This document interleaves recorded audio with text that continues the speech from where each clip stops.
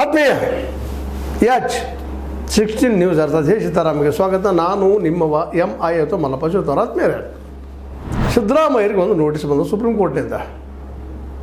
ಅವರು shock ಆಗಿರ್ಬೋದೇನೋ, mostly ಆಗಿರಲಿಕ್ಕಿಲ್ಲ. ಯಾಕೆಂತಂದ್ರೆ ಅವರು ಒಬ್ಬರು ವಕೀಲರು, ಬುದ್ಧಿವಂತರು, ಸುಮ್ಮನೆ ಆಳ್ತಾ ಇಲ್ಲ ಈ ಕರ್ನಾಟಕವನ್ನು.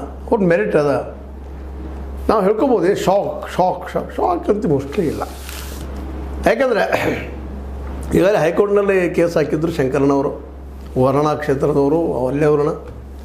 ಇವರು ಲಾಲಚ್ ಅಂದರೆ ಆಶೆ ತೋರಿಸಿ, ಗ್ಯಾರಂಟಿಗಳ ಆಶೆ ತೋರಿಸಿ ಆರಿಸಿ ಬಂದಿದ್ದಾರೆ. ಇದು ಏನಪ್ಪ ಅಂತಂದ್ರೆ ಸಂವಿಧಾನ ವಿರೋಧಿ. ಅದಕ್ಕೆ ಗ್ಯಾರಂಟಿ ಆಶೆ ತೋರಿಸಿ ಆರಿಸಿ ಬಂದಾಗ ಇವರು ವಜಾ ಮಾಡಬೇಕು ಶಾಸಕತ್ವದಿಂದ.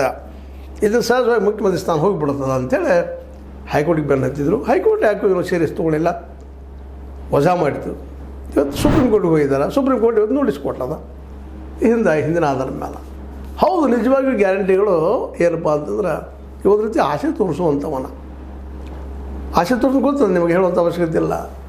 ಯಾಕಂದ್ರೆ ಯಾವುದೇ ಪಕ್ಷ ಇದ್ದರೂ ಸಹಿತ ಇಂಥದ್ದನ್ನು ಮಾಡಿದ ಗ್ಯಾರಂಟಿ ಕೊಡ್ತನು, ಇವಾಗ ಕಾರ್ ರೈಡ್ ಕೊಡ್ತನು, ಮೊಬೈಲ್ ಕೊಡ್ತನು, ಅದೇ ಕಾಲಕ್ಕೆ TV ಸೆಟ್ ಕೊಡ್ತನು, ಹಿಂಗೆಲ್ಲ ಹೇಳೋದು.